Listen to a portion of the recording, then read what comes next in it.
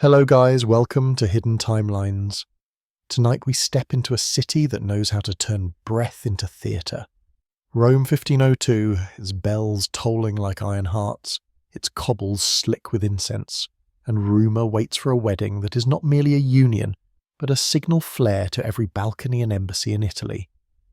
This is the day when Lucrezia Borgia, 22 and trained by survival, will take Alfonso d'Este's hand under the eyes of saints, spies and skeptics. The story begins the way Rome prefers it, with procession and performance with petals scattered and daggers sheathed, with a promise that love will arrive later if politics allows it. The streets smell of wax, crushed rosemary and horse sweat. Vendors lean on their stools, pretending not to watch as velvet-cloaked envoys sweep past with the self-importance of banners.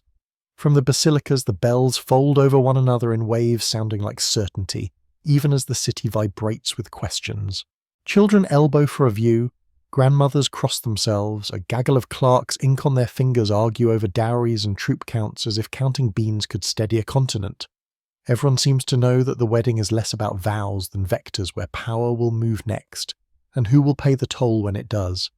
Inside the palazzo, the air is warm with wax and human expectation. Tapestries hang heavy with myth.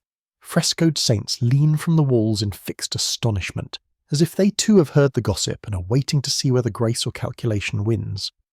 Musicians in a gallery tease out a cautious melody, their eyes flicking toward the door each time a new figure enters. Ambassadors in silks, the colour of deep musi, sea, condottieri with weather at the edges of their faces, noble women lacquered into serenity. Trays pass, pomegranate seeds shining like garnet spiced meats, perfuming the whole almond sweets that crack like tiny promises between the teeth. This is what money sounds like when it refuses to whisper. Rome is a stage built for this exact afternoon. The lanes around the Vatican are braided with onlookers who swear they glimpse omens in the flight of pigeons and the sputter of a torch. The city's reputation, holy and hungry, crowds the ceremony like an extra congregation. Everyone has a line to deliver. The officiating cardinal drones Latin as if it were a rope he must unspool to the end. Visiting lords murmur appraisals in the coded language of court, admirable, which means useful, gracious, which means dangerous, pious, which means armed with priests. A scribe in the corner scratches and scratches the quill, a small sword marking each gesture into memory. Later, when the rumours bloom, they will look to men like him and say, "Show us the proof." The bride moves as though the floor has been taught to receive her. Lucrezia's gown is pale as a breath held too long, the silk trained to follow rather than lead. A net of jewels tames her dark hair. A ribbon almost invisible presses at her pulse. Her face is composed in the style of those who have stood before hostile crowds and learned to turn stillness into armour. If you look closely, you see the practice behind the poise, the way she lets her eyes rest warmly on strangers without offering anything unasked. The exact kindness of her nods, the momentary clasp of her hands when the music swells and the room tips toward memory. She has been here before under scrutiny amid the murmurs, and she knows that survival begins with how you are seen. Alfonso d'Este waits with the calm of a man trained among patrons and poets, swords and ledgers. His house is northern Ferrara's brain and backbone, accustomed to building clever alliances that turn geography into advantage. He carries duty in his shoulders and calculation behind his silences. When his gaze meets Lucrezia's, something like a contract passes between them. Not affection, not yet, but recognition of the scaffolding beneath the ceremony. They are both children of systems. They understand that the vows will be witnessed by more than God. During the rite, incense blooms in tiers climbing toward the ceiling, where angels keep watch with the patient suspicion of stone. The cardinal intones, the congregation replies, and beneath the liturgy runs a quieter text, a language of glances and measures. The Este courtiers tally who has come from Naples, who from Milan. Borgia, loyalists, fix smiles that bear no teeth. A Spanish envoy checks his signet ring as if it could ward off miscalculation. The words for love, honour, fidelity, fruitfulness are the same words that describe peace between rival states. The couple speaks them, the room receives them, the room does not trust them. Not yet. Outside the city listens. Market criers fall silent mid-haggle. On a balcony, a washerwoman holds a cloth and forgets to wring it. Water threads to the street like a thin blessing. A pair of students, hands inked with Aristotle, debate whether virtue can be tactical. In a courtyard, a boy plays at processions with a twig sword, marching hens into rank. His mother wraps him with a spoon and smiles anyway. What Rome knows better than doctrine is appetite for beauty, for dominance, for stories that bind strangers together long enough to trade safely. Today's appetite has a name, and it is a woman's. Whispers travel faster than any coach. They have followed Lucrezia for years, the annulled first marriage that the world translated into a jeer, the second husband whose blood soaked the steps between palace and prayer. None of that enters the ceremony yet, all of it stands beside her like uninvited kin.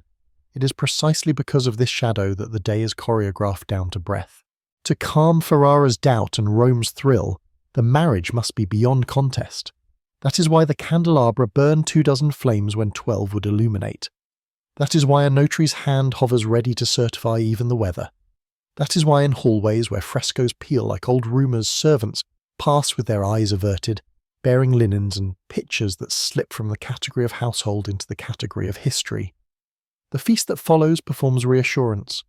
Tables groan under knowledge, disguised as abundance peacocks dressed back into their feathers, fish drawn from far coasts to prove influence wines staged by region, so that every guest drinks a geography lesson. Laughter unspools brittle, and then easier as power remembers its manners. Alfonso's cousins trade compliments with men who once condemned his father's patience as weakness. Papal courtiers, sleek as seals, glide from cluster to cluster, keeping the surface unbroken. A lute's quick ripple stitches mood into fabric. The tapestry of the room changes colour as dusk approaches from triumphant gold to a kind of waiting blue. Through it all, Lucrezia moves. She thanks, she listens. She allows herself to be read by those who own the habit of reading women. To one dowager she speaks of music, to a soldier of winter roads, to a nervous young noblewoman with fingers stained by embroidery thread she murmurs that even silk bites when it is new. Those small mercies do not stop the calculations, but they complicate them. Some guests arrive prepared to see a mask. They find instead a face wearing a mask with intelligence, and that is harder to dismiss. As twilight makes a theatre of every window, the city tilts toward the part of night that puts truth to the torch. The bells are quieter now, having said their piece. Distant carriages clatter like dice rolled by a hand that intends to win. In the palace, stewards confer, doors are opened, then closed, then opened again. The musicians change to a lower key. Somewhere a priest rehearses a blessing that no one wrote into scripture, but everyone knows by heart. The air thickens with an unspoken lesson. What you can make public, you can make permanent. Here is the tightrope, the one Rome loves to watch. On one side, love with its seeds and slow holy work. On the other, strategy with its ledgers and proofs. A different city might insist on choosing. Rome insists on both. It will bless affection when it behaves like policy. It will call policy sacred when it protects affection's eventual children. For Lucrezia and Alfonso, the first test is not whether they can speak the language of tenderness, but whether they can perform the grammar of certainty. Near midnight, the torches along the corridors are trimmed until each flame stands like a witness. The crowd thins to those whose presence itself is a notarization. Senior courtiers, churchmen, with faces trained to neither condone nor flinch, women of rank who will later instruct their daughters on the difference between privacy and survival. The palace changes temperature. Somewhere a tapestry breathes, a door closes without sound and echoes anyway, and yet for a beat time remembers something kinder. On a terrace where the noise dwindles to a hush, Lucrezia looks out over the city that once celebrated saints by starving them of comfort. A wind lifts the edge of her sleeve. Below, a lantern sways like a ship. She is not the girl of pamphlets, nor the villain of satires, nor the marble saint her enemies prefer dead. She is a person poised over a narrow place, conscious of the drop but also of the view. Somewhere below in the threaded streets a baker rises to knead, a midwife dozes in her shawl. A thief leans against a wall and thinks of his mother. Life indifferent and magnificent waits to be fed by whatever this night decides. Behind her a servant clears his throat softly, an announcement without words. The ritual sequence has found its next step. She turns. In that movement is the whole thesis of the evening. Consent cannot always choose its context, but it can choose its posture. Alfonso meets her in the threshold between music and quiet power and its receipts.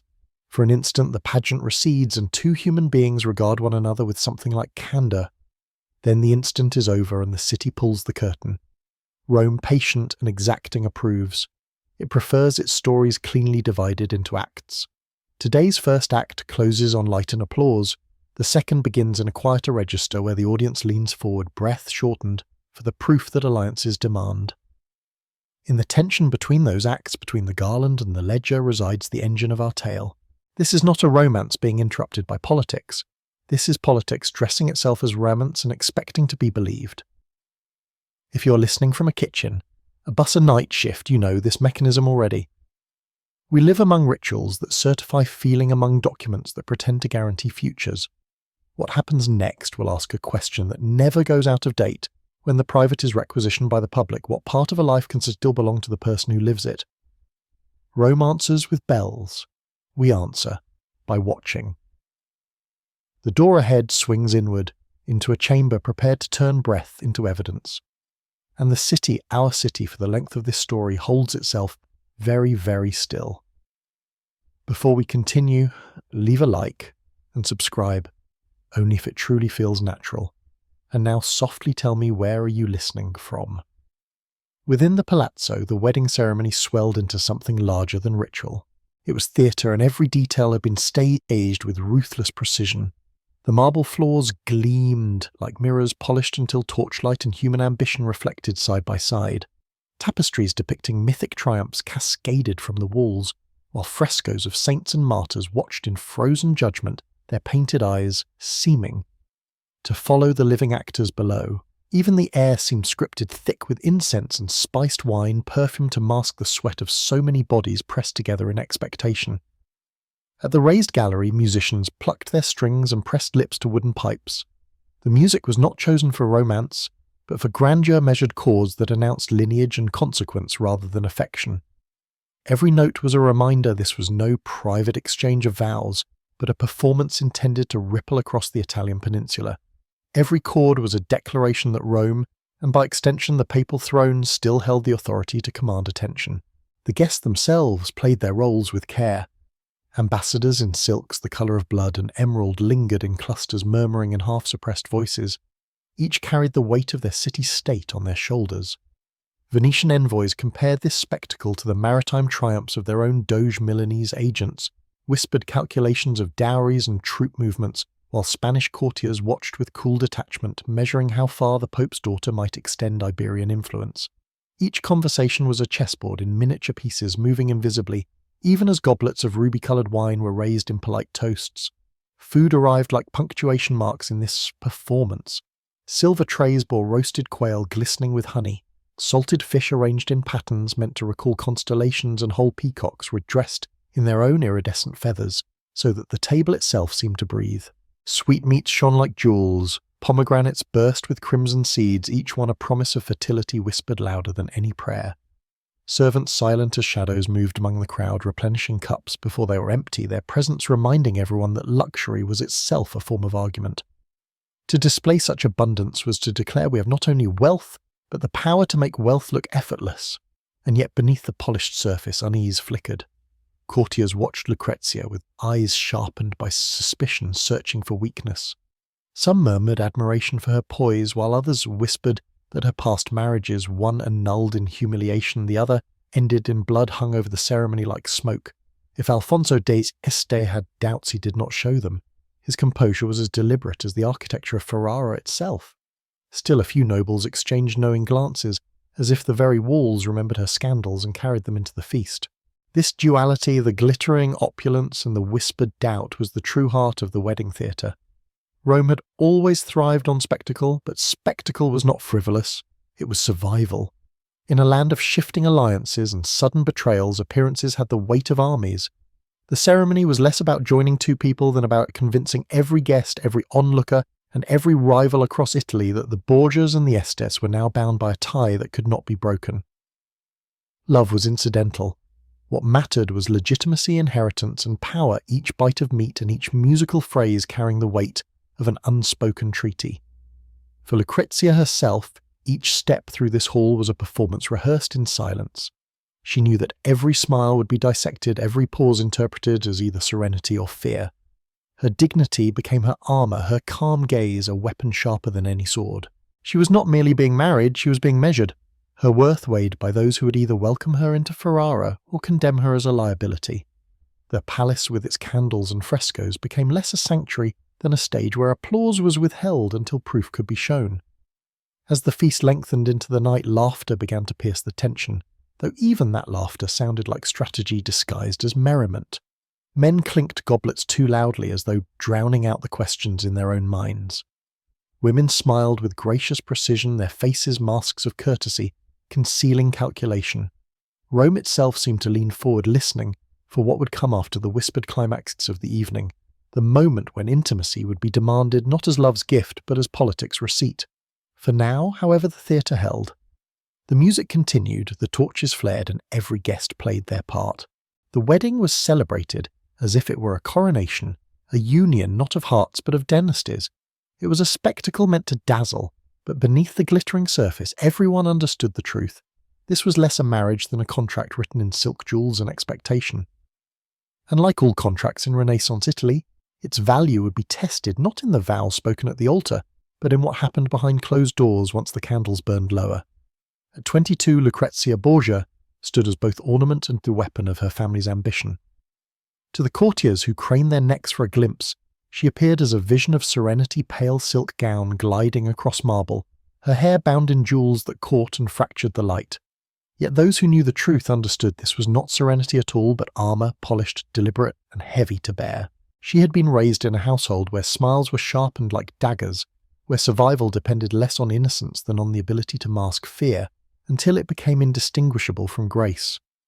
Her father, Rodrigo Borgia Pope Alexander VI, had taught her this lesson by example. His papacy was notorious for its splendour and its scandals.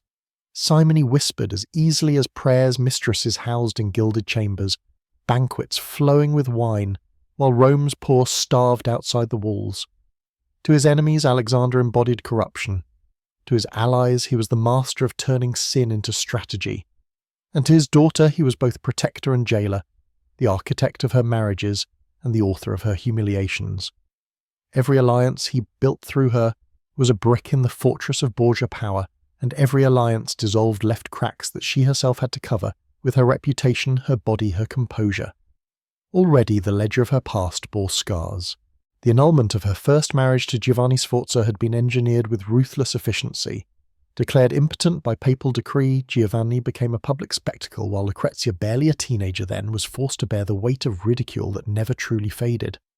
Her second marriage to Alfonso of Aragon began in passion, but ended in a murder that drenched her hands in suspicion. Alfonso's blood on the steps of the Vatican was whispered to have been spilled at her family's command, and though she wept, the world preferred to remember the tears as theatre rather than truth. These episodes clung to her like smoke, and no perfume of roses or myrrh could quite erase their scent. Yet here she was again, composed, luminous and steady. Rome saw her glide, but did not see the storm beneath. She knew what was being said in the galleries, that she was cursed, that she was dangerous, that she was the embodiment of Borgia corruption wrapped in silk. She also knew that her survival demanded transformation, that if the world saw her as pawn, she must learn to move like a queen. Her composure that night was not accidental, but practice carved by years of watching her father and brothers maneuver. Cesare Borgia, the most ruthless of them, wielded armies the way another might wield a quill, his ambition carving terror across the map of Italy. Lucrezia had grown up in his shadow, learning that affection was dangerous, that trust was fragile, and that loyalty was demanded only so long as it was useful.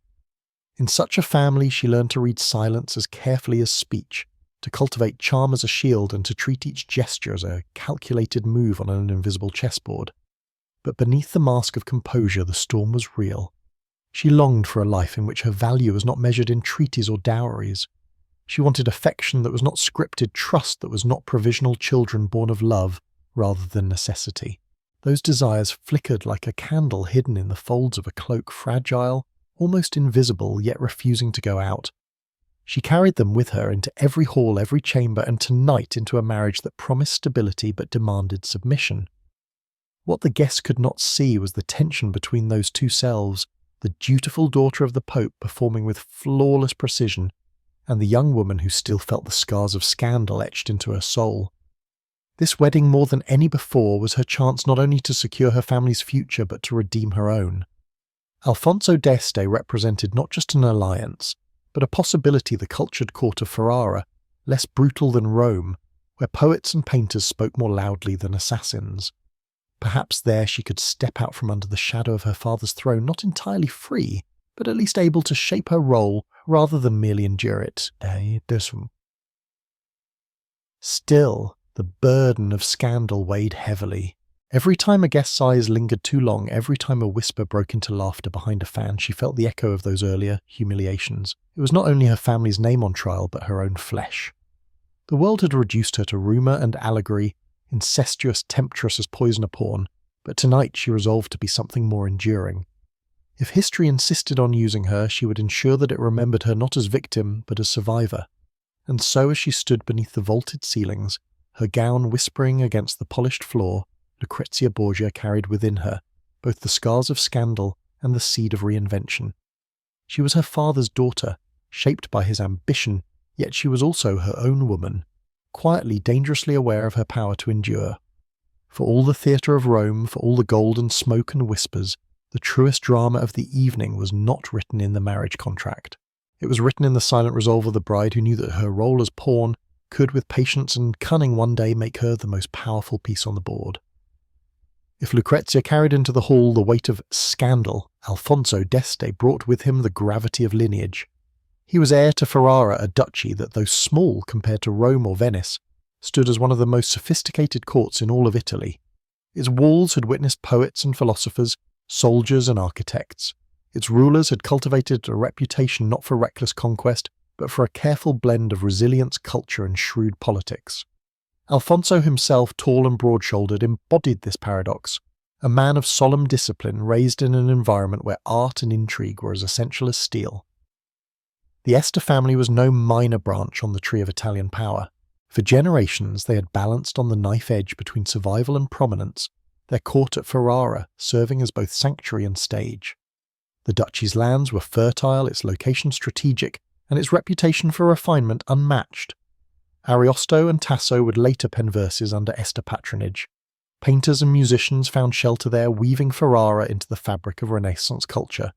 Yet behind the elegance there was calculation. The Estes understood that in Italy, surrounded by ambitious giants, Venice to the east, the papacy to the south, France and Spain circling like hawks, survival required alliances as carefully built as frescoes and as ruthlessly maintained as fortress walls. Alfonso had been raised to this knowledge like a second skin. He had learned to calculate the angle of a sword swing and the arc of a political marriage with equal precision. His courtly education was not ornamental mathematics engineering, and the study of fortifications were as natural to him as the hunt or the banquet. He was no idle prince. His hands, though refined, had calluses from working the foundries of Ferrara, where cannon and bells alike were cast in fire. Those who underestimated him as merely another heir quickly learned he was a man as comfortable designing artillery as he was judging a sonnet. Yet in Rome on this night, Alfonso moved with caution. He was not naive. The Borgias were infamous, their reputation for poison and betrayal thick as incense in every corridor. To bind himself to Lucrezia was to bind himself to her father Alexander VI, whose papacy both awed and repelled Europe. For Ferrara, the risk was immense. A wrong step could mean scandal imported into their own court, or worse, the wrath of rivals who despised Borgia influence. But the opportunity was equally immense. Marriage to the Pope's daughter promised protection against encroaching powers, papal favour in disputes, and access to Rome's inexhaustible reservoirs of wealth and patronage. Alfonso's expression betrayed none of this internal arithmetic. To the guests he appeared solemn, dutiful, the picture of a man committed to alliance. Yet when his eyes rested on Lucrezia, there flickered something more nuanced. Not affection, not yet but recognition. He saw not only her beauty but the storm she carried, and he understood that in her he would find both challenge and partner in survival. His court might have expected to acquire a pawn. Alfonso suspected he was wedding someone who could learn to play queen. The Este family's place in Italy's balance of power made such calculations necessary. They could not afford to be reckless, yet neither could they afford timidity. Alfonso knew that his marriage was not only a contract but a wager, a gamble. The alliance with the Borgias would strengthen Ferrara rather than poison it. He accepted the risk because to refuse would have been to diminish Ferrara's standing, to admit weakness in a peninsula where weakness invited annihilation. And so as he stood beside Lucrezia beneath the gilded vaults of the palazzo, Alfonso d'Este carried not only the weight of his house, but the responsibility to transform risk into resilience. The courtiers saw a groom of noble blood. Alfonso knew himself to be something else entirely, the heir to a city that survived by weaving culture and caution into armour. Tonight, marriage was another piece of that armour, hammered not from steel, but from silk signatures and the gaze of an entire continent waiting to see whether Ferrara had wagered wisely. In the hush of the chapel, whispers coiled more sharply than incense. The cardinal's voice droned on in Latin syllables, falling like measured stones into a fountain, but few of the noble guests were listening with devotion. Their minds were already elsewhere, tilted toward Ferrara, toward Naples, toward France, toward Spain, calculating the ripple effects of this marriage. For them, each vow spoken between Lucrezia Borgia and Alfonso d'Este was less a promise before God than a chess piece placed upon the fractured board of Italy. Ferrara gains papal favour, murmured a Venetian envoy behind his sleeve, his tone edged with unease. But at what cost, aligning themselves with a name so soaked in rumour? Another, from Milan, leaned in with a smirk. Better scandal than weakness. A Borgia bride may bring poison, but she also brings Rome. Across the aisle, Spanish courtiers exchanged glances heavy with irony, aware that their own monarchs had alternately courted and cursed the Pope's power. Each whisper was a ledger entry, each murmur a speculation about which state would rise or stumble as a result of the union now unfolding beneath frescoed saints. Italy in 1502 was not a nation, but a mosaic of rival powers fissured and unstable. Venice dominated the seas, her ships pulling silver threads across the Adriatic. Florence dreamed of culture while balancing on the knives of Medici ambition. Milan, restless and coveted, drew French armies like moths to flame. Naples remained in Spanish hands, its fertile plains fought over by crowns too distant to care about its peasants. And above them all, the papacy sought to weave and unweave alliances with the agility of a spider maintaining its web in a storm. In this climate, marriages were not sacraments of love, they were treaties wrapped in silk contracts enforced by bloodlines. The Borgias knew this game better than most, though they played it brutally. Rodrigo Borgia. As Pope Alexander VI had married off his children like a merchant dispatching ships, each union carrying both profit and peril. Cesare Borgia carved swaths of territory with mercenary steel, while Lucrezia was placed and replaced as the softer instrument of diplomacy. The guests knew it well, tonight's wedding might promise Ferrara stability, but it also invited the shadow of Borgia infamy into their court, and shadows once admitted were hard to banish. Some whispered admiration. "Look at her composure," one duchess murmured to her husband, nodding at Lucrezia's steady face. "If half the rumours about her are true, then she is forged stronger than any of us." Others scoffed quietly. "A serpent can smile just as easily," muttered a Florentine envoy, crossing himself more from superstition than piety. Still others leaned toward curiosity, already anticipating how Ferrara's cultured salons would speak of this union. Would they call it a coup of diplomacy or a gamble of desperation? What bound all these whispers together was fear. Not fear of the couple, but fear of what alliances meant in a land where armies moved faster than seasons. Everyone present understood that Italy's map could change overnight, that a marriage in Rome could mean war in Lombardy, rebellion in Florence, or siege in Naples. In such a world, love was too fragile to matter. What mattered was calculation, and so the chapel was filled not with prayers, but with speculation. Every whispered phrase was a strategy cloaked in piety, every nod a silent wager placed on survival. When the cardinal's voice called for blessing, the guests crossed themselves with solemn precision, but behind their lowered eyes burned a truth older than the frescoes above them. In Renaissance Italy, God might sanctify the vows, but it was politics that would decide whether they endured. Outside the palazzo, Rome itself became a spectator, holding its breath as though the entire city were part of the congregation.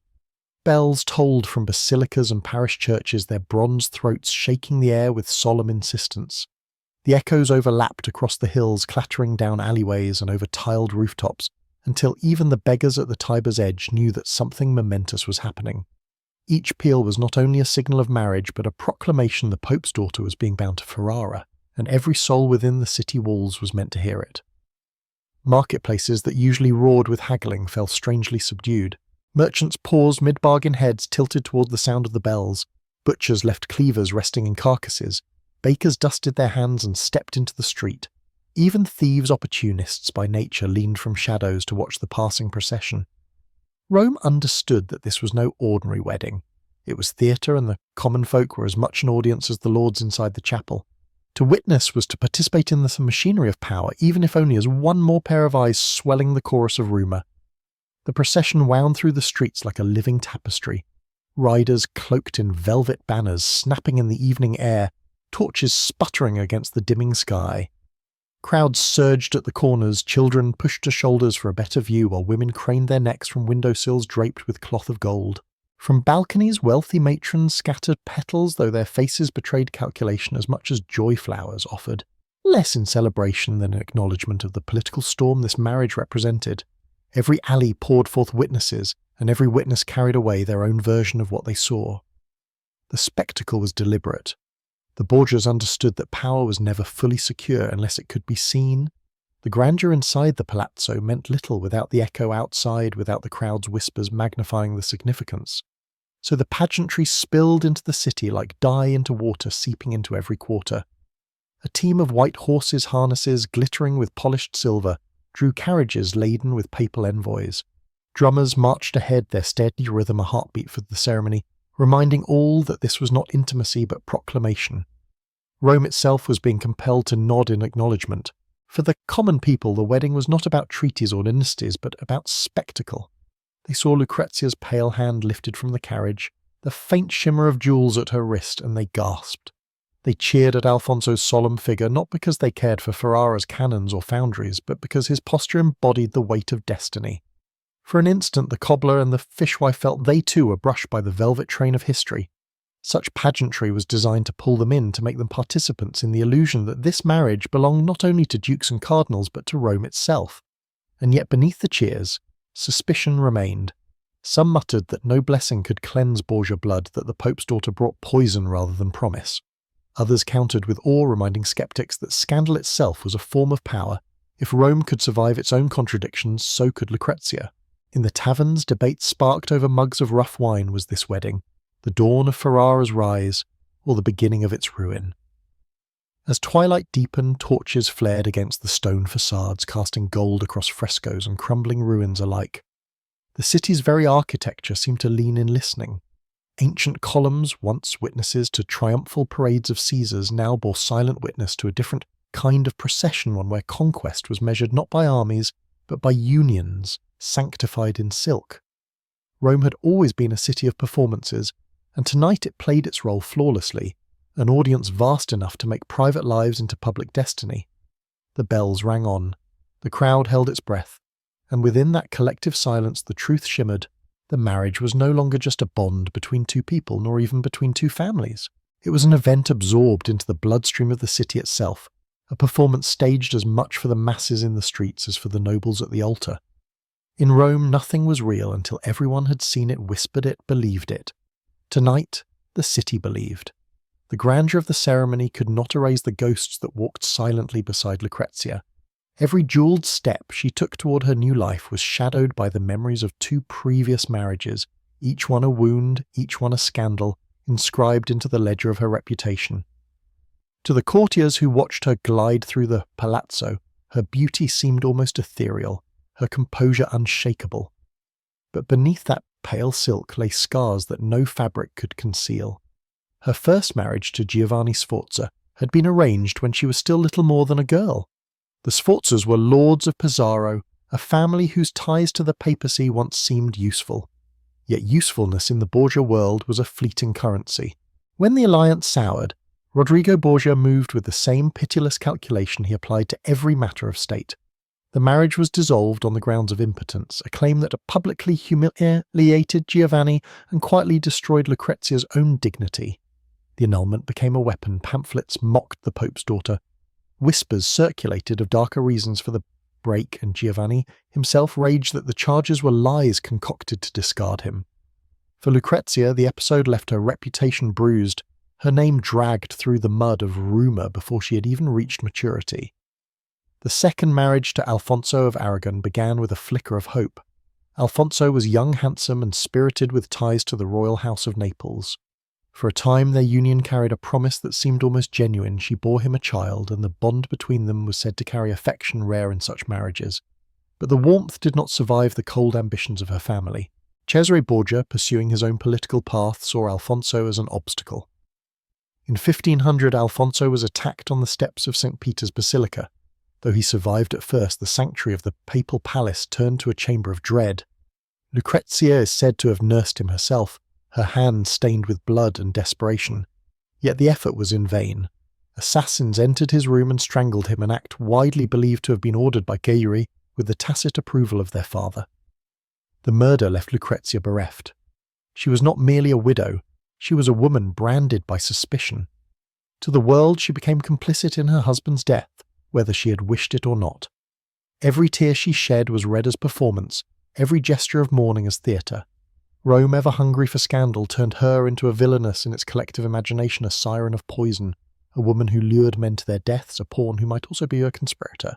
Truth mattered little, perception mattered everything, and perception clung to her like a curse. It was against this backdrop that she entered her third marriage, and the stakes could not have been higher. To the Este family of Ferrara she was both asset and risk. She brought papal favour, but she also brought baggage, a reputation steeped in whispers of betrayal and blood. For Lucrezia herself the pressure was immense. This union had to endure. It had to silence the laughter of her enemies, repair the scars of scandal, and offer her something she had never fully known: stability. Her composure on this night, then, was not just a mask. It was a defiance. She knew every glance, every whispered aside in the pews, carried the weight of her past. She knew that her value as bride duchess and political instrument would be judged not only on what she brought to Ferrara, but on whether she could finally escape the curse of her two failed unions. This third marriage was not simply another chapter. It was a test of whether Lucrezia Borgia could survive her own reputation, or whether scandal would swallow her once more. For the courtiers, her history was entertainment proof that even papal daughters could stumble. For Lucrezia, it was a crucible. To succeed now meant more than pleasing a husband or father. It meant rewriting the story that had been written about her since girlhood.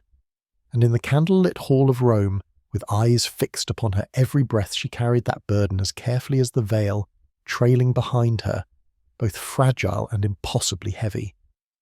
As the feast waned and shadows stretched long across the palazzo's frescoed walls, the atmosphere thickened with an unspoken knowledge. The wedding itself, with its Latin vows, its golden chalices, and its pageantry, had been only the opening act. The true test of this alliance was yet to come, and everyone in attendance knew it.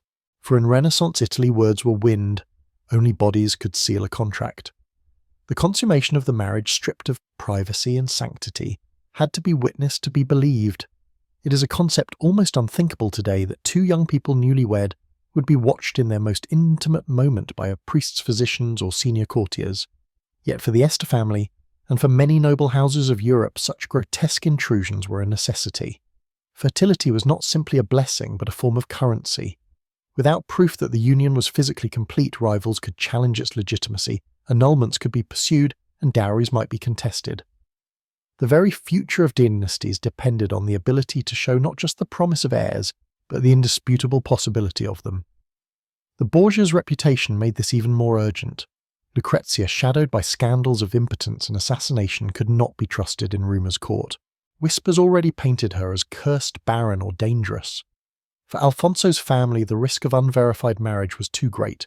They demanded proof.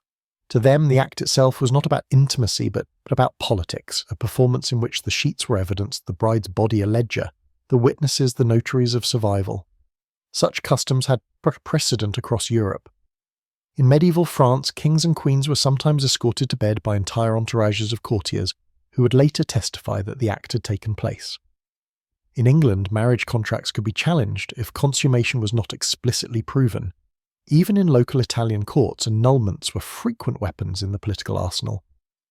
Giovanni Sforza himself had been accused of impotence as grounds for dissolving his union with Lucrezia, and the humiliation had echoed across Italy. The Este family had no desire to risk such a weapon being turned against them, and so what should have been private became public. What should have been the beginning of intimacy was transformed into theatre.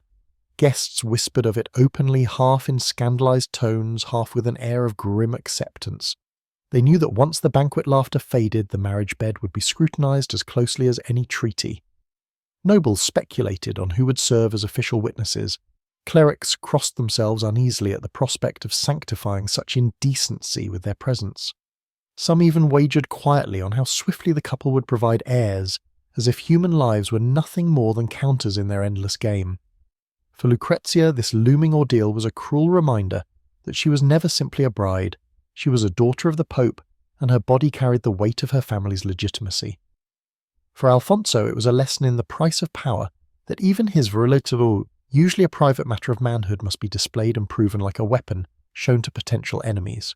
Together, they faced a ritual in which love was irrelevant. Privacy was impossible, and dignity was the first sacrifice demanded on the altar of politics. Thus, as the candles burned lower and courtiers settled into uneasy anticipation, the burden of proof descended like a shroud.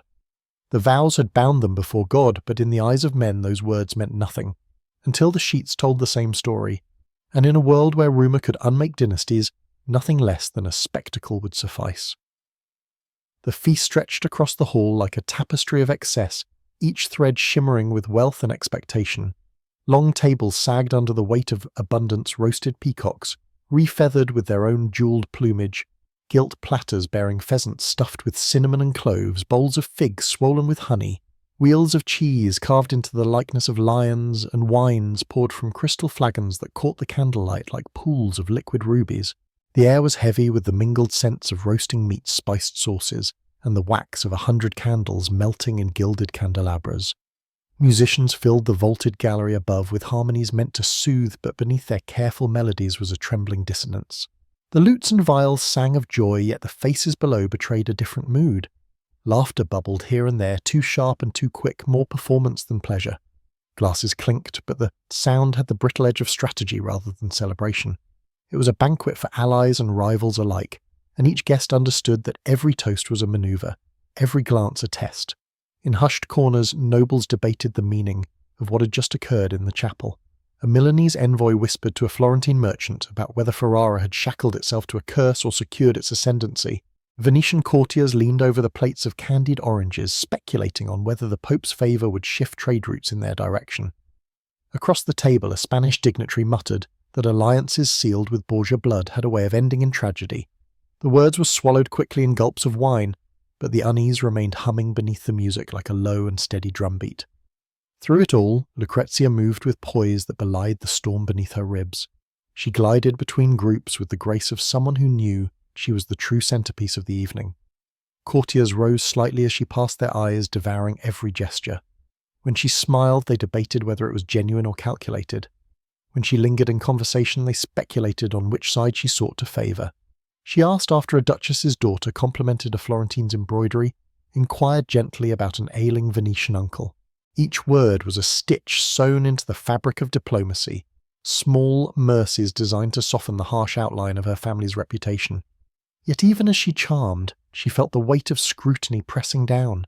Every laugh was measured, every sip of wine, watched every step shadowed by her past.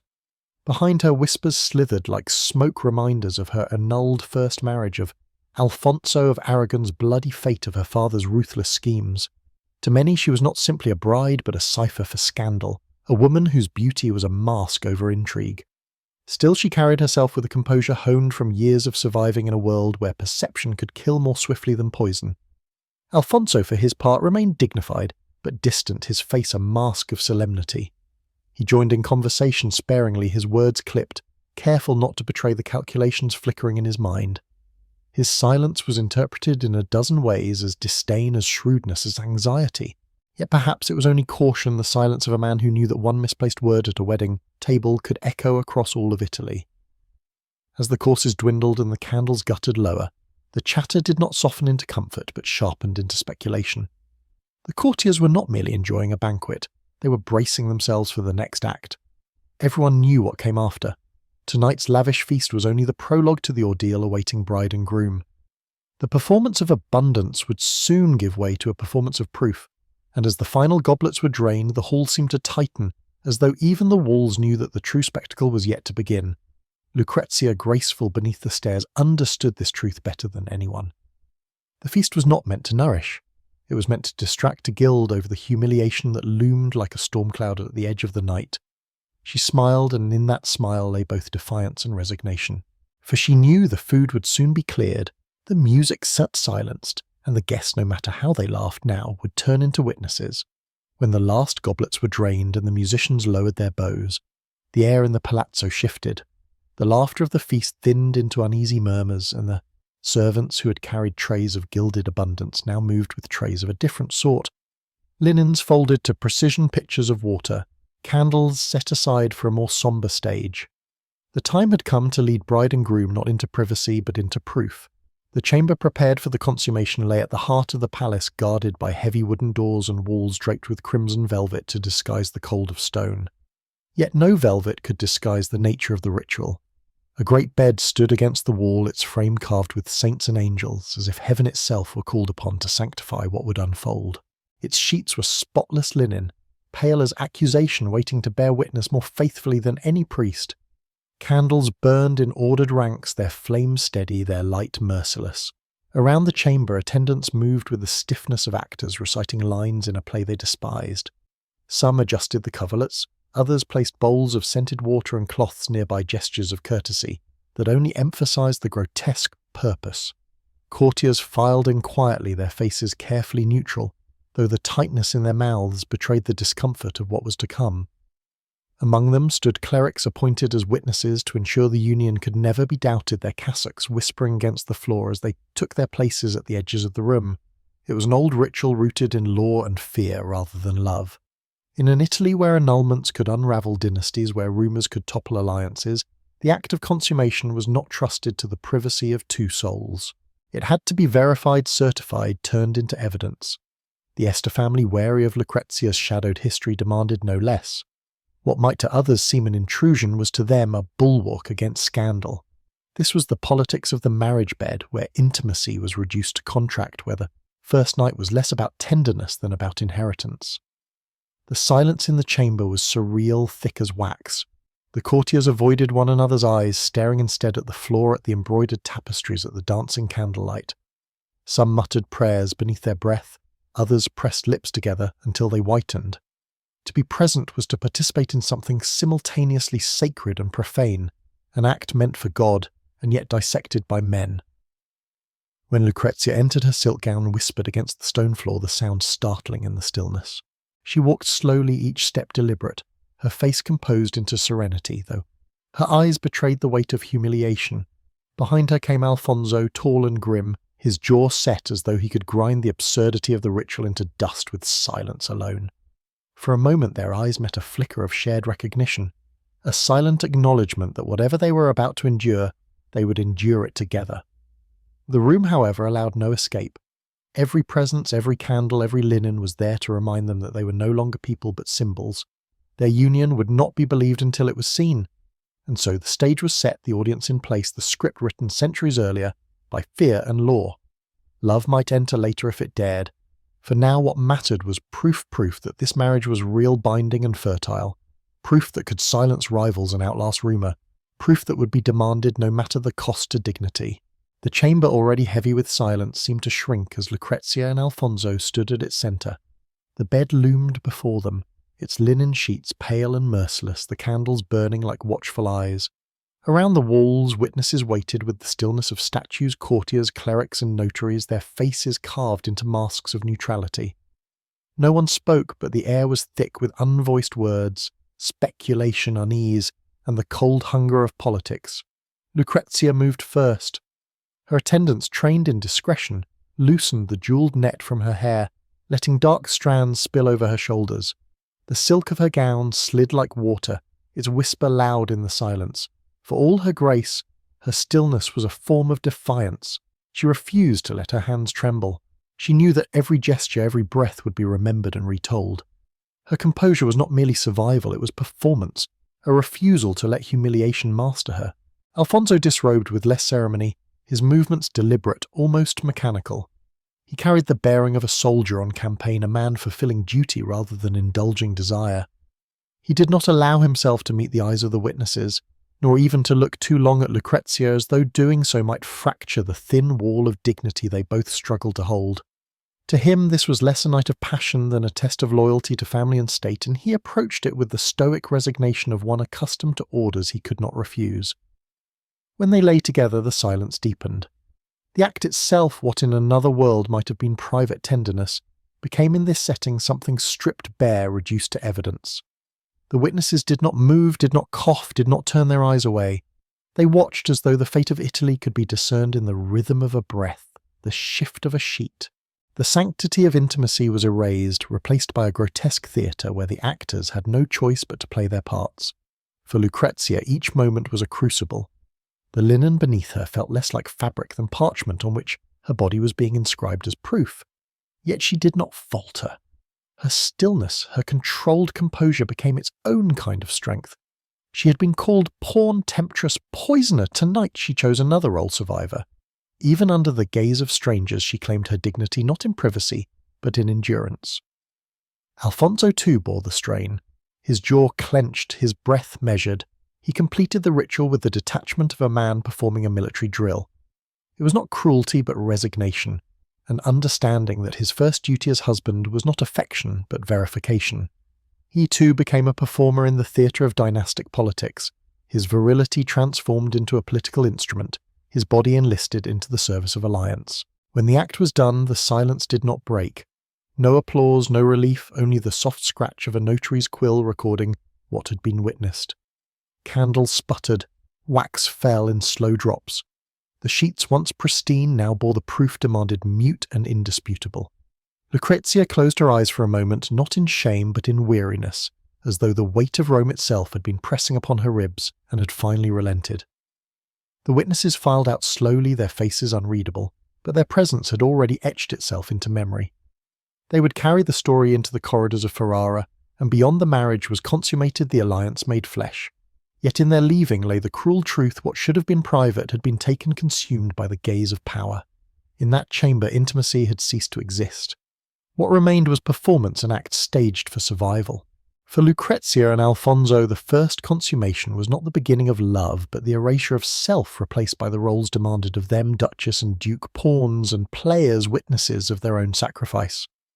The first act might have been enough linen-marked witnesses satisfied a marriage sealed in flesh as well as parchment.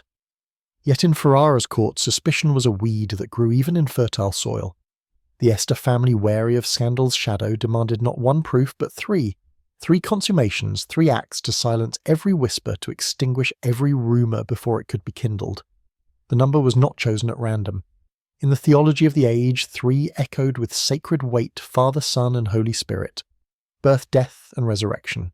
To repeat the consummation thrice lent the ritual a veneer of divine sanction, as if heaven itself were invoked to verify what human eyes had seen. But beneath the solemn echo of doctrine lay the raw edge of paranoia. The Este house could not afford scandal. Lucrezia's past demanded certainty that was cruel in its thoroughness. And so, after a pause long enough for the witnesses to murmur prayers and steady their faces, the ritual began again. Alfonso, jaw set like a soldier called back into battle, did not protest. His duty was clear, however degrading, to affirm again and again his virility, his commitment, his ability to father heirs. For him, each repetition was less about intimacy than about performance proof, recited like lines in a play whose script allowed no improvisation. Lucrezia endured with a composure that astonished those present. If she flinched, it was only inwardly. She moved with a kind of quiet surrender that was not weakness but resilience, a decision to withstand humiliation and turn it into a kind of armour. To submit once might have been accident, but to endure thrice required will. Her chicaneer, her refusal to weep or break, became its own defiance. The more the ritual sought to strip her of dignity, the more she reclaimed it in endurance. The witnesses, priests, nobles and clerks stood as if frozen, their faces taut, their eyes unblinking. Some were pale, others flushed, but none dared move. They understood that what they observed was larger than 2 bodies. It was the binding of dynasties, the welding of papal ambition to Ferrara's prestige. They were not merely witnesses to intimacy, they were guardians of legacy. By the 3rd consummation, the act had become something other than physical. It was ceremony stripped of tenderness, transformed into political liturgy. Each repetition declared to Rome, to Ferrara, to every rival in Italy, this union is real, fertile, beyond dispute. The grotesque ritual echoed other dynastic proofs across Europe. Queens paraded to fertility chambers, bridal sheets displayed to cheering crowds, physicians summoned to verify the virginity of princesses. Intimacy was never private in the courts of power. It was evidence, currency, weapon. Yet here in this chamber the cruelty of the custom was laid bare. Love was not asked for, nor comfort nor trust, only evidence. And Lucrezia, who had lived her life as pawn and rumour, understood the stakes too well. She endured and, in enduring, transformed the ritual from a spectacle of humiliation into a testament of survival. When the final act ended, the sheets bore their silent testimony, and the witnesses withdrew, satisfied that no doubt could remain. But for Lucrezia and Alfonso, the night was more than proof. It was a crucible one that stripped them of privacy, but also revealed the steel in their composure. In a world where politics demanded bodies as collateral, their endurance became the only form of resistance left to them. Outside the chamber, where the flicker of candles gave way to the brighter glow of banquet halls and corridors, the court of Rome buzzed like a disturbed hive. The ritual was meant to silence rumour, but in truth it gave gossip fresh meat to devour. Courtiers whispered behind jewelled fans, diplomats bent their heads together, and servants carried fragments of overheard detail like sparks to dry tinder. Some claimed the ritual had been carried out with unshakable dignity, that Lucrezia's composure was as flawless as marble. Others, less charitable, hinted at tremors in her voice at a moment of hesitation. Every raised eyebrow, every shifting glance from the witnesses became fodder for speculation. If secrecy breeds doubt, so too does excessive proof. What had been staged to guarantee legitimacy only deepened fascination with the scandal it sought to bury. The paradox was clear. The Este family had demanded 3 consummations to erase suspicion, but repetition transformed the act into spectacle and spectacle into rumour. Soon the story of Lucrezia's wedding night would be told in taverns and chancelleries alike, embroidered with invention passed from lips eager to discredit both Borgia and Este. A ritual meant to secure dignity had instead carved humiliation deeper into memory. For Lucrezia, the implications were heavy. Her body had been offered not as bride, but as evidence turned into a ledger of political trust. What should have been private intimacy was conscripted into the service of dynasties. The act of consummation, sacred in its essence, was transformed into theatre where her flesh became parchment on which alliances were written. This was not unique to her. Across Europe, noble women bore the same burden. Their fertility was state policy, their wombs the engines of dynasties. In France, bridal sheets were paraded before courtiers as proof of purity. In Spain, queens were monitored by physicians like prized livestock. Everywhere, women of rank were reduced to instruments of continuity, their bodies weaponized to secure treaties, their privacy consumed by politics. Yet Lucrezia's case stood apart for its intensity. Her father's papal throne, her family's stained reputation, her 2 prior marriages, all converged to demand proof more invasive than most. She was not only a bride, she was a contested figure, a living symbol of papal ambition. Her endurance became more than personal survival. It became a lesson in how power consumes, reshapes, and often erases the individual. And still she bore it. Those who whispered of her humiliation could not deny her poise. Even in gossip there lingered grudging respect. The daughter of Alexander VI had faced a night designed to break her, and emerged unshattered. That too became part of the tale, though tangled in mockery and malice. Thus the very ritual intended to silence whispers instead ensured that the night of Lucrezia Borgia's 3rd wedding would be remembered, not only as a grotesque proof of alliance, but as a chilling reminder of how women's bodies were pressed into service as instruments of statecraft pawns upon which kings, popes, and dukes inscribed their ambitions. When dawn broke over Rome, its light seeped into the palazzo like a quiet verdict. The candles in the chamber had guttered out, the linens lay crumpled, and the witnesses were long gone. Yet what lingered was not silence, but the residue of humiliation. For most women, such a night might have been the end of dignity. For Lucrezia Borgia, it was the beginning of something else. She had endured 3 consummations under the eyes of men sworn to judge her body as if it were a treaty. She had given them what they demanded, proof scrawled in flesh and linen, and still she had not broken. Her steps, when she rose from the bed, were steady. Her face, though pale, was composed. Even her attendants, who had seen her most exposed, marvelled at her calm. This was not the collapse of a victim, but the emergence of a survivor. Lucrezia knew instinctively what many around her did not. Survival in such a world was not achieved by denial of shame, but by transmuting it. Every whisper, every accusation, every intrusion into her most private life had forged her into steel, tempered by fire. Where another might have been consumed, she began to recognize that endurance itself was a form of power. To outlast scandal was to master it. That morning, as she prepared to present herself again to the court, she chose her gown with care, pale silk, embroidered with golden thread, a colour of serenity and radiance. She walked through the corridors of the palazzo with her head high, past courtiers whose eyes lingered too long, past clerics whose mouths held the aftertaste of last night's ritual. And though she knew they spoke of her behind fans and sleeves, she met their gazes, openly daring them to see more than a pawn. This was the first flicker of her adaptability, the intelligence that would one day make her a duchess of influence rather than a bride of scandal. She understood that perception was malleable, that the same courtiers who whispered could in time be charmed, disarmed, even won over. What mattered was not to erase the shame, but to rise above it, to demonstrate that she was stronger than the indignity forced upon her. In this she was hardly naive. She knew her father's court had used her as a tool before, that her brothers had profited from her reputation, that her first 2 marriages had ended in humiliation and blood. But she also knew that power could shift in quiet ways. Influence did not always belong to the loudest voice or the sharpest sword. Sometimes it belonged to the one who endured longest, who bent without breaking. Thus, from the ashes of a night meant to degrade her destin, Lucrezia began to cultivate a new resolve.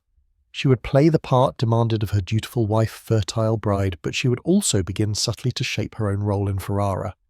The courtiers saw only a woman surviving humiliation. What they did not see, not yet, was that survival was the first step toward authority. For in Lucrezia's silence, in her composure, lay the seed of transformation. From pawn to player, from victim to survivor, she had taken her first step toward mastering the cruel theatre of Renaissance power. The road from Rome to Ferrara stretched like a passage between 2 worlds. Behind Lucrezia lay the shadows of her family's scandals, the blood-stained intrigues of the Vatican, and the humiliation of her wedding night. Ahead waited a city renowned not for daggers and corridors, but for lutes and poetry-frescoed ceilings, and the careful diplomacy of one of Italy's most sophisticated courts. If Rome had been a crucible of violence and rumour, Ferrara promised the possibility of refinement and perhaps rebirth. When she entered the Este court, the contrast was stark. The palaces of Ferrara were alive with music and art, the air scented not with incense and suspicion, but with orange blossoms from cultivated gardens. Scholars debated in candle-lit salons, painters filled halls with colour, poets read verses at gatherings that blurred the line between entertainment and politics. This was a city that prided itself on culture as much as on power, a place where influence was measured not only in armies but in art. Yet Ferrara's elegance was no guarantee of acceptance. The Este family welcomed their new duchess with cautious courtesy, their eyes keenly attuned to the whispers that clung to her name. To them she was both prize and peril, the daughter of a pope whose ambition had reshaped Italy, but also a woman dogged by rumours of poison, betrayal and scandal. Courtiers scrutinised her every gesture, searching for cracks in the facade. Could she rise above the stain of her past, or would her presence taint Ferrara's carefully cultivated reputation? Lucrezia, however, had learned from humiliation. She entered Ferrara not as a woman defeated, but as one determined to reinvent herself. She softened her voice when speaking in council, choosing words that flattered as much as they persuaded. She charmed skeptics with wit, disarmed rivals with grace, and began to weave friendships where others expected only distance.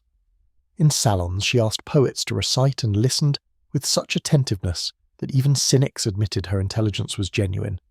She made herself not merely tolerated, but slowly admired. The court watched this transformation with wary fascination. At first they whispered of her as the Borgia bride the papal daughter forced upon Ferrara, but in time their language shifted. They spoke of her taste in music, her patronage of artists, the way she moved with unshakable composure through rooms that once bristled with skepticism. Each gesture of grace became a thread in a tapestry she wove with deliberate care. Still beneath the glitter of Ferrara's salons, politics flowed like an undertow. Factions within the Este court debated the wisdom of this alliance. Diplomats from rival states measured every rumour, and the papacy itself loomed large behind Lucrezia's smile. She knew she was being watched not only as a wife, but as a bridge between 2 powers, her every success or misstep magnified. And yet she endured. Just as she had endured humiliation in Rome, she now endured suspicion in Ferrara. But here endurance began to blossom into something more influence. By turning whispers into admiration, she revealed the first signs of a duchess who would not merely survive her past, but use it as foundation for a new life. In Ferrara's cultured halls, the daughter of Rome's scandalous pope began to shape a different legacy. Not that of a victim nor merely of a bride, but of a woman who could transform her story in the very court that once doubted her. Ferrara's court, unlike the blood-stained corridors of Rome, was built on a different kind of power. Here influence was measured, not by assassins in alleyways, but by the verses of poets, the strokes of painters, the harmonies of musicians. And into this cultivated world Lucrezia stepped with deliberate care, knowing that if she was to silence whispers, she would need to speak in the language Ferrara prized most: culture. She began by opening her salon's gatherings that shimmered with candlelight music and the murmur of conversation. Poets declaimed sonnets in corners draped with velvet. Philosophers debated Aristotle and faith over goblets of spiced wine. Musicians plucked lutes whose notes twined through the halls like silver threads. At the centre of it all sat Lucrezia, no longer the scandal-tainted bride, but the hostess whose grace turned every gathering into an event. She did not dominate the room with pronouncements. Instead, she guided it with attentiveness, knowing when to smile, when to praise, when to let silence grant weight to a poet's words. Her patronage was more than hospitality, it was strategy. She commissioned frescoes that glorified the Este lineage, ensuring her husband's family was depicted as noble heirs of both Rome and Ferrara. She supported musicians whose compositions lent Ferrara's court a reputation for refinement across Italy. She sponsored poets whose verses subtly reshaped her image, praising her as muse and patron rather than pawn or scandal.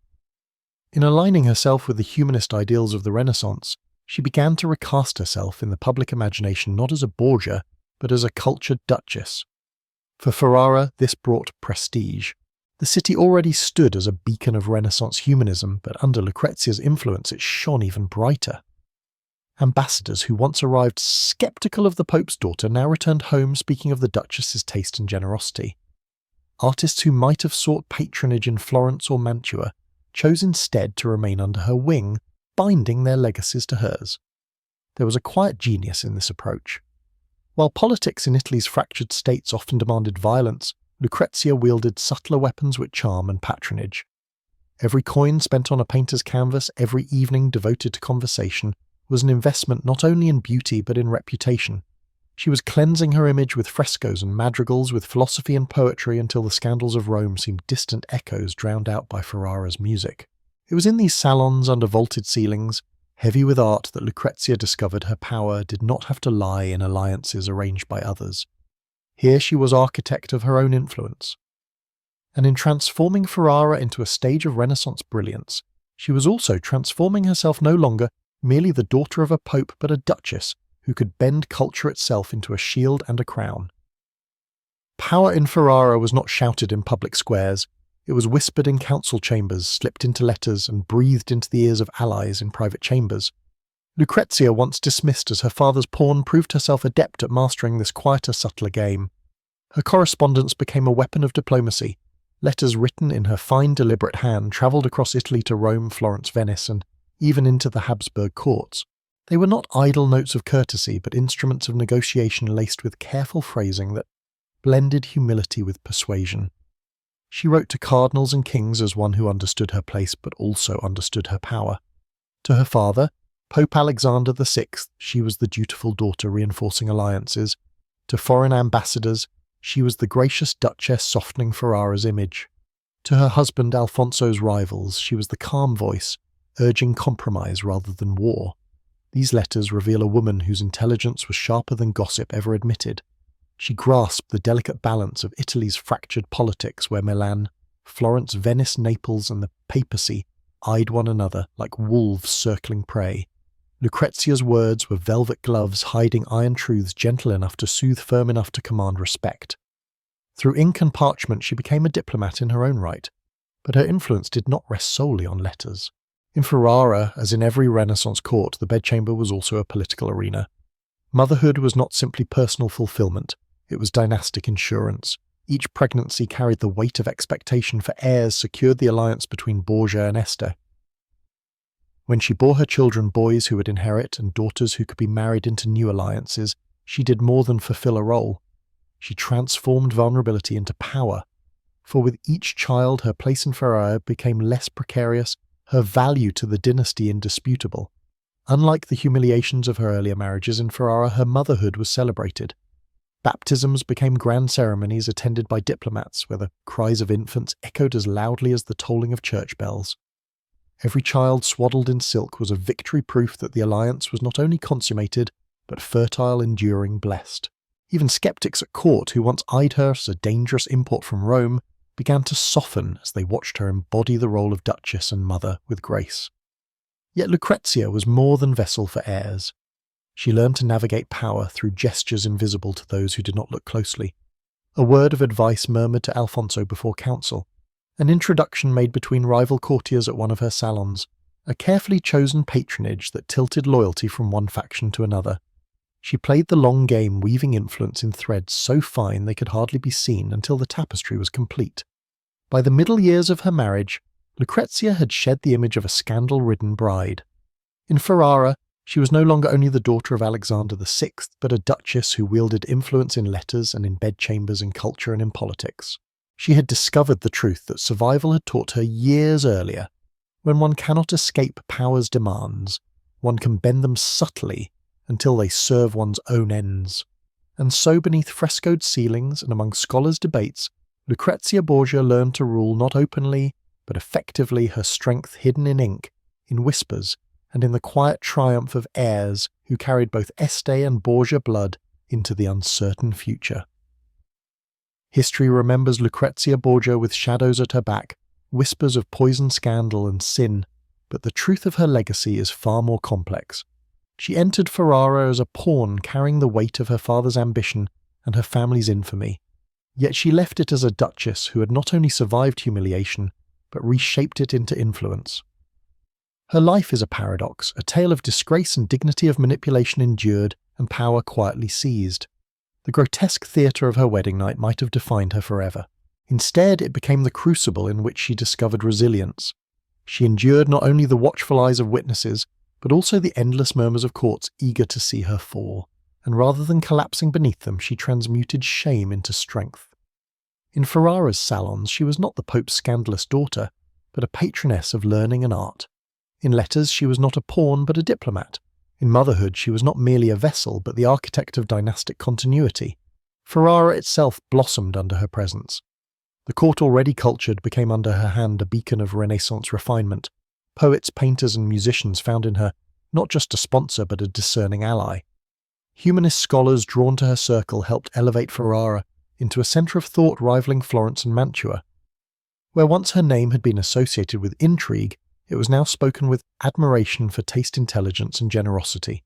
Yet her transformation did not erase her past, it absorbed it.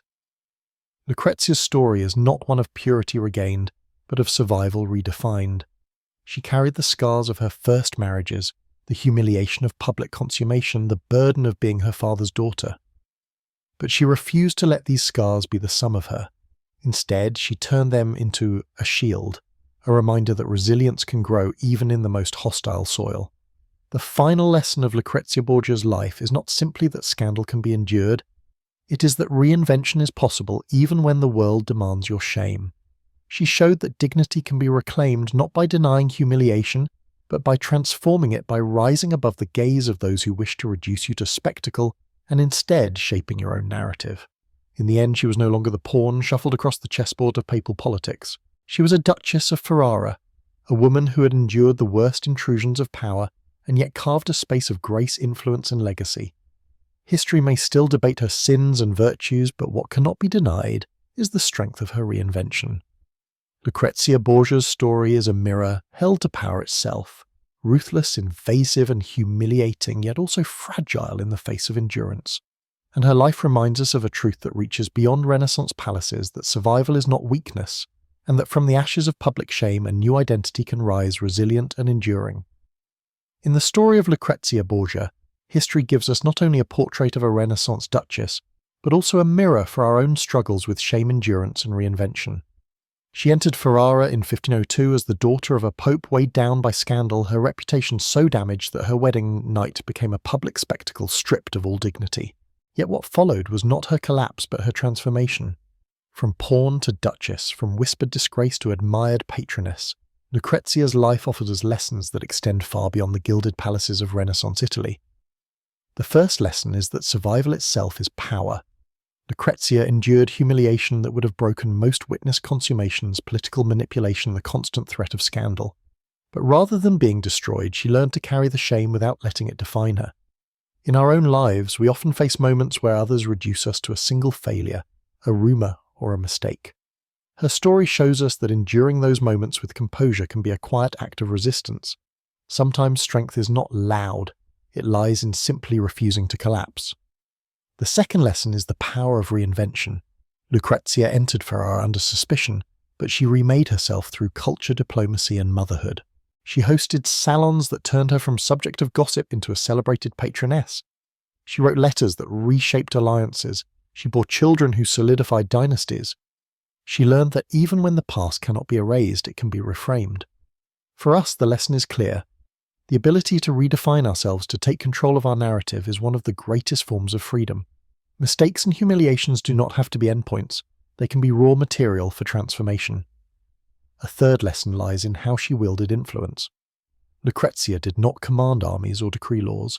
Instead, she cultivated soft power through art, conversation, and relationships. She demonstrated that influence often lies not in force but in persuasion, generosity, and the ability to bring people together. In a world that still prizes domination, her example reminds us of the quieter, subtler forms of power available to anyone: kindness, intelligence, listening, and patience. Finally, Lucrezia's story teaches us that dignity is not granted, it is reclaimed. Her body was used as evidence, her private life invaded her name, slandered.